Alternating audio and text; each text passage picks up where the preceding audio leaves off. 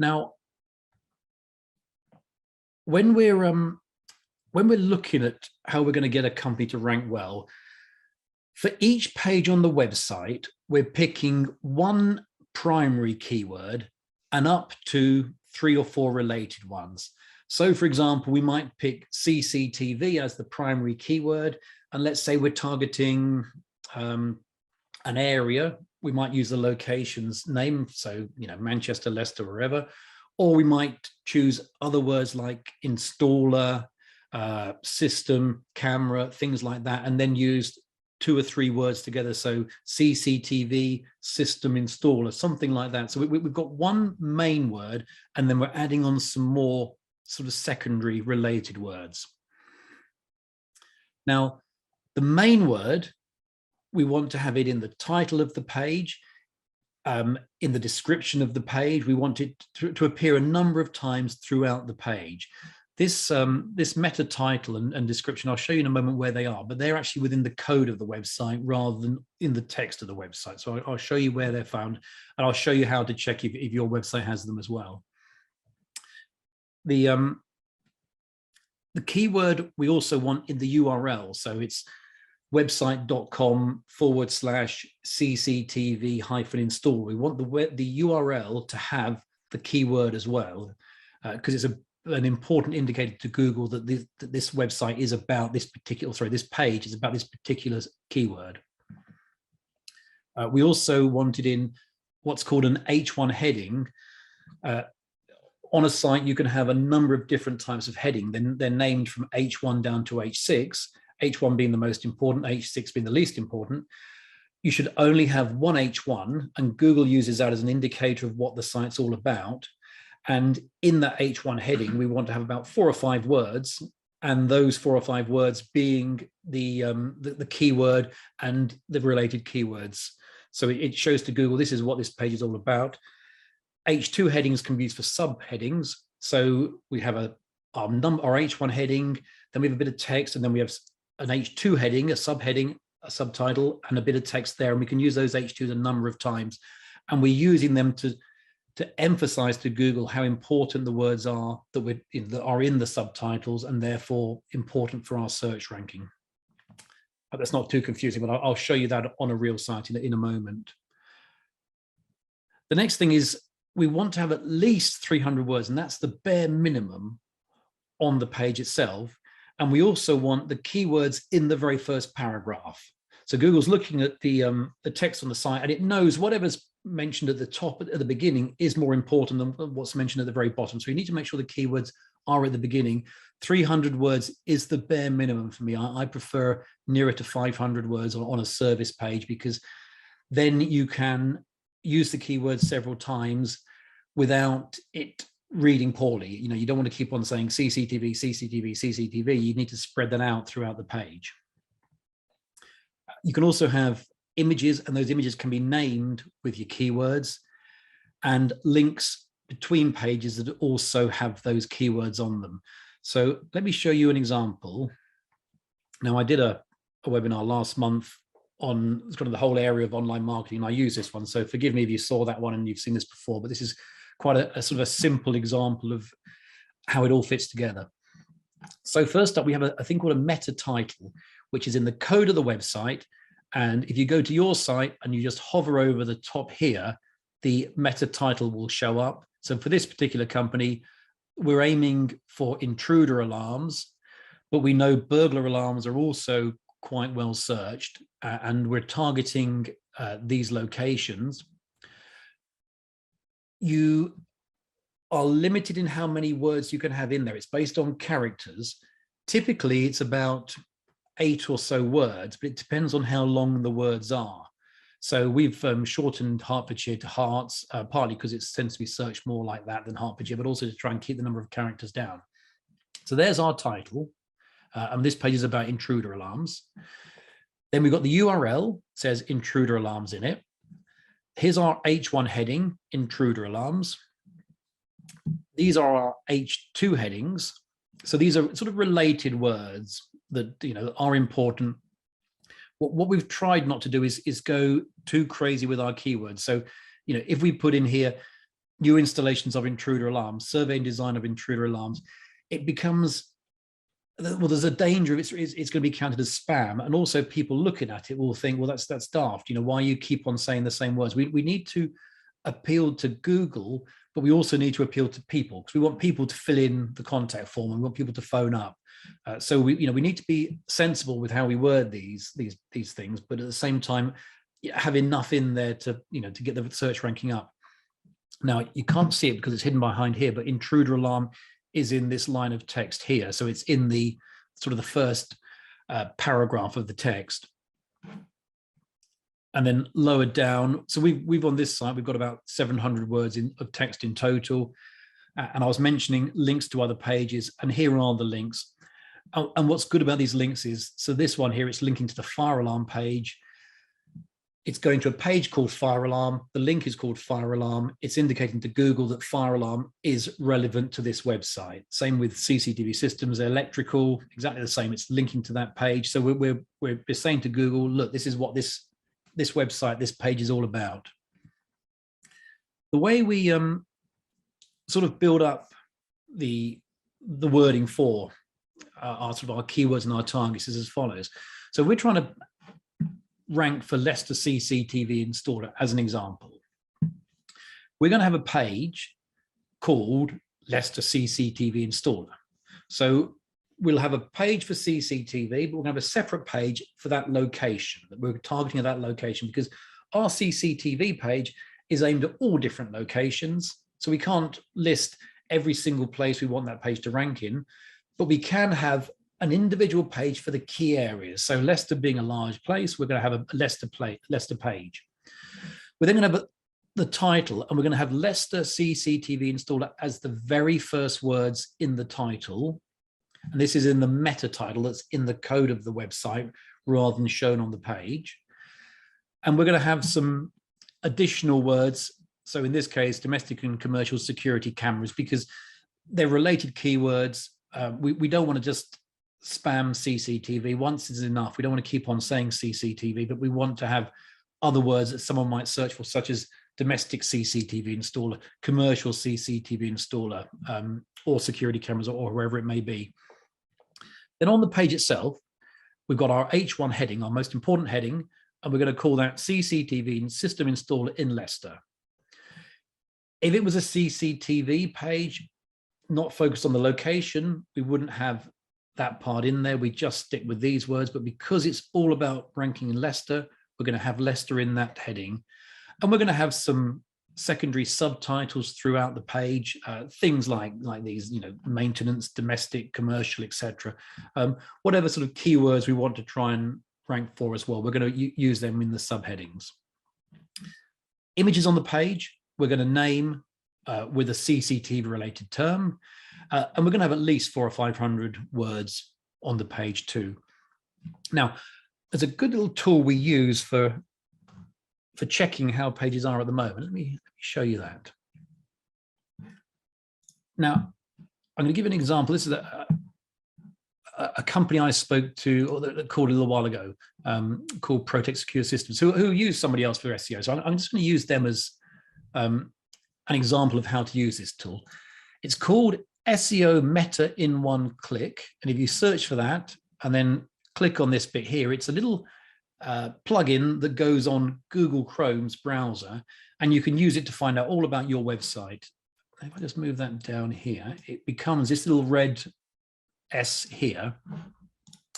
So we go to this website, and I'm just using them because I spoke to them recently, and I remembered their name, and they've got a CCTV page here, which is ideal for our little test of what we're doing. So I've clicked on the little S, and what it's telling me first of all is the title of the page is CCTV Protect Security Systems. That's our first thing. That's the most important thing, is the title. That's what's up here. You can get by hovering on there. And as I mentioned just now, you've got about 8 or 9 words, depending on how long the words are. I'm not a fan of putting the company name in there unless the company doesn't rank for its own name. So if you were a very generic name like CCTV Installations Limited, you might want to have your name in there. But if you're a name like Protect, which is a bit unusual, personally, I wouldn't bother with the name in there. I would have CCTV, installer, and I'd be talking about things like commercial, domestic, whatever the focus is. I'd have my 7, 8, 9 keywords focused on what really matters rather than the company name. The description, it's come up in red here because it's a bit too long, but that looks fine to me. That's good enough. Sorry, it's come up here because it's a bit too short. Actually, it needs to be longer than that. The description again is in the code of the website, and it appears on the Google search page. So if I were just to just put in here CCTV installer, let's come down to the search results. Let's try to find a regular company. Here we go. This one here. So there's the title. That's how it just displays here, and this is the description underneath. So that's what we're doing. These two bits go into the code of the website. So if I come back to ProTech, so that bit there will appear as a top line in search results. This will appear as the bit below. And Google's looking at both of these, and it's taking a large indication of what your company and what your website's about from the words that go in there. So it's important to get them right, get the keyword at the beginning, drop the company name, and have other useful keywords. Now, a few other things on this little tool, because it's a useful thing. This is a bit old-fashioned now, but you can list keywords in the code of your website. It's a bit pointless because people used to use it for spam and would list hundreds and hundreds of keywords. So as a result, the search engines don't use it anymore. So we tend not to even bother with those. The URL here, here's to my mind, they're missing a bit of an opportunity here. So their URL is, as you can see here, CCTV. Probably better to have a bit more there. So let's say they're aimed at commercial, it would be commercial CCTV, or maybe CCTV installer, just adding an extra 1 or 2 more keywords in there. You don't want to have too many. You don't want to have 7 or 8, but you could get away with 2 or 3 keywords in there and it would work a lot better. Down here, it shows if you're using the different heading tags. So I mentioned they go from 1 to 6. 1's the most important, and I'm going to assume this is a heading 1 here. But they're missing heading 2. They don't have any heading 2s. They've done them all as heading 4s. So what they ought to be doing really is having this as your H1 heading, the most important one, and then this should be an H2 one. And if they've got any others, that's all they've got. All the subheadings down the page should be H2, and personally, don't even bother with these lowly ones unless it's for something simple like get a free quotation, something like that. The other little thing on this tool is that it tells you what your images are called. So on this website, there's a couple of things that stand out to me, which are they've named the images. Alt stands for alternative. So if an image doesn't show up, it will show this text instead. So it's important to have a name for every image because Google is looking at words rather than pictures. So it can see what an image is called and it knows, that's what the image is about. So, you give an image a good name. However, what you should also do is have the URL named as well. So this image here, let me just open so we can see which one it is. Okay, so this image here is called group-13, which means nothing. This image should have a name. Let me just get back to that. It should be called Access Control Solutions. It should match whatever's in the alt tag. So every image on your website should have a name. The URL, the image itself, the location of the image should have a name. The alt tag should have a name. It should have a title as well. And by doing that, you're saying to Google again and again and again throughout the website, this is what we do. This is what we're about. If you're focused on Leicester, then Leicester goes into here, Leicester Access Control Solutions. If you're just focused on a general CCTV page, then maybe it's CCTV installers, things like that are used. So that's SEO Meta in one click. And we use it a lot for a very quick and easy way to see what's happening with a website and any errors they're making.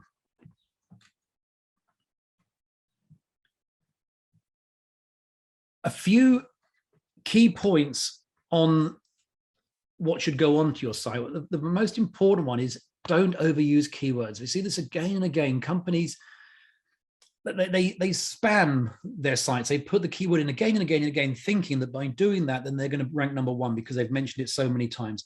It doesn't work. It does the reverse, and you get bumped down the search results. Same with locations. Just giving a long list of all the locations, every single town near you, doesn't work at all. It has the opposite effect. There was a site we came across about 2 weeks ago, and I was talking to the owner of the company because he was getting very, very few inquiries, and he'd paid a company overseas to do some SEO for him.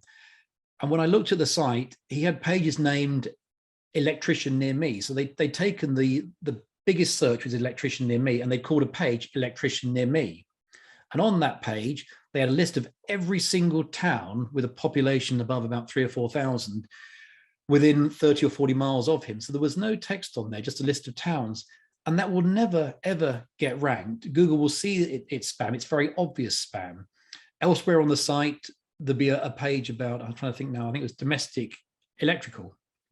And the word electrician was used, I think it was 27 or 28 times in about 200 or 300 words of text. So every 7th or 8th word, the word electrician came up again. And it's such obvious spam that Google will pick it up.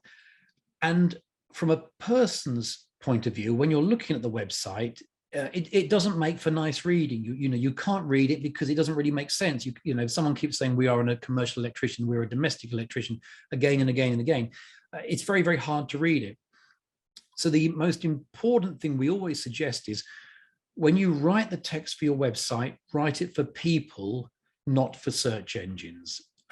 Google will figure it out if you do all these things like having the right words in the titles and the headings and everything else. But the actual text of the website, write it for people so it reads well, because they're using things like readability tests to see how easy it is to read. And if it's written naturally, then it scores highly. If it's stuffed with keywords, it scores very lowly. One other thing that is well worth doing is having a regular blog, having a regular news section on your website where you're updating it on a monthly, say, basis. The reason for this is that the fresh content you're adding to the site triggers Google to come back and crawl through the whole website all over again and look at what's going on there. And by continually updating the site, Google's continually coming back, and it's helping your search ranking no end. Even to the point where you have a service page, don't build the site today and then change nothing for 5 years. You've got a page on fire alarms, add a bit to it 3 months down the line, 6 months down the line, change the photos over from time to time. All those sorts of things make the world of difference to your search ranking. Within blog posts, news posts, you can also target keywords in much more detail. So if you've got a page on fire doors, you're going to be talking about what you do with fire doors, your external fire doors, internal fire doors, etc. You're going to be talking about your services, why you're a good company, all that type of thing. On a blog page or a news page, you can talk in far more detail about why fire doors are important. You can talk about statistics on fires, how they work, the technology behind them, all that sort of stuff in great detail. You can fairly easily put together what will be a 700, 800, 900 word post all about fire doors, using your own knowledge of them and your own experience of them. And that level of detail is what Google is looking for and will rank high in search results, because they're trying to answer the question people are asking. So if someone's asking a question in a search engine of how do fire doors work, are fire doors good, things like that, and then they can take them to a page with that amount of content on, they can be fairly sure that you're going to be answering the question someone is searching for. And that's the whole goal all the time with Google, is to answer the questions so people keep on coming back using their search engine, and therefore now and again clicking on adverts which make them a bit of money. One way of deciding what to do a blog about is this. What have we got here? Here we go. One I prepared earlier. So think about things people are. So I mean, house rewire, that's a pretty standard thing. So if I search for house rewire, a little way down the page, Google gives me a good pointer. People also ask, is it worth getting a house rewired? What's involved in a house rewire? How much does a house rewire cost? These are ideal titles for a blog. Let's have a look at fire doors, see what it comes up with for fire doors. What are the rules for fire doors? How do you know if it's a fire door? Do fire doors have to be self-closing? Straight away, somebody that's working for a company doing fire doors can answer these really quickly, but you can take these as sort of pointers in terms of what to write in a blog post. So you could literally write a blog post on what are the rules for fire doors, and you can talk about that in great detail. And you know that this is what Google is looking for, because this is what people are asking. So that they're giving you a good sort of pointer there.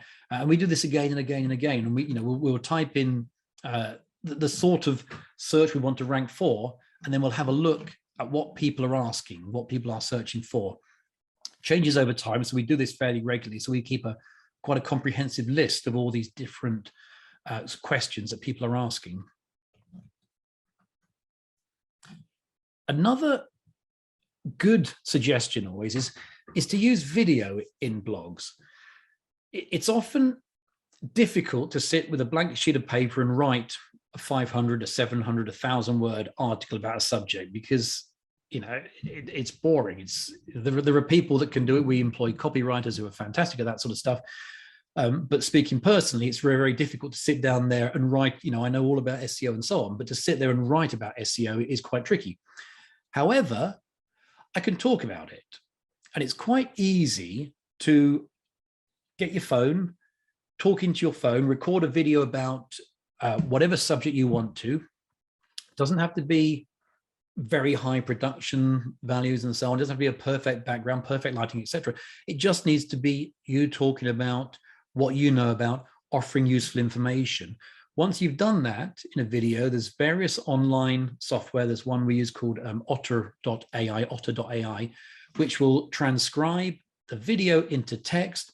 And very quickly, you've got a video with a load of text that can become a blog, and you can put the video at the top. You can have it on YouTube and then shown on the top of the blog. And then underneath is the text of the blog. So you're doing two things. One is for your customers, you're showing them a video that they can watch and easily learn about the subject. And for the search engines, you've got all these words down below, and you're bound to mention the keywords that you want to rank for again and again and again in them, but in a natural way, without sort of stuffing the keywords in, CCTV, CCTV, CCTV. You're mentioning it naturally throughout the text because of the way you've spoken. So it's quite an easy way of doing it. And being video, you can trial and error. You can record one and you can look at it afterwards and think, oh, that was rubbish. I ummed and I erred too much. So I'll have another go. And with a bit of practice, it gets better. But it doesn't really matter if there are ums and ers in there. I mean, this webinar, I'm recording it and we'll send it out as a replay afterwards. And there'll be hundreds of ums and ers in there because I'm thinking what to say as I'm talking. But that's natural. That's how we as humans speak. So it's all okay. Last thing on blogs is quality is key. So if you're going to do a blog, make sure it's good and useful and valuable, and avoid duplication. So there's always the sort of thought, well, why don't I just go and find somebody else's website, copy it and paste it on mine? Don't do that, because one of the things Google is doing is it's looking for plagiarism all the time. And if it finds you're matching somebody else's, it can easily see which one was done first. And if someone did theirs a year ago and you did yours today, they're going to know straight away that you've just copied theirs, and they'll punish you accordingly in the search results. So that's on-page SEO.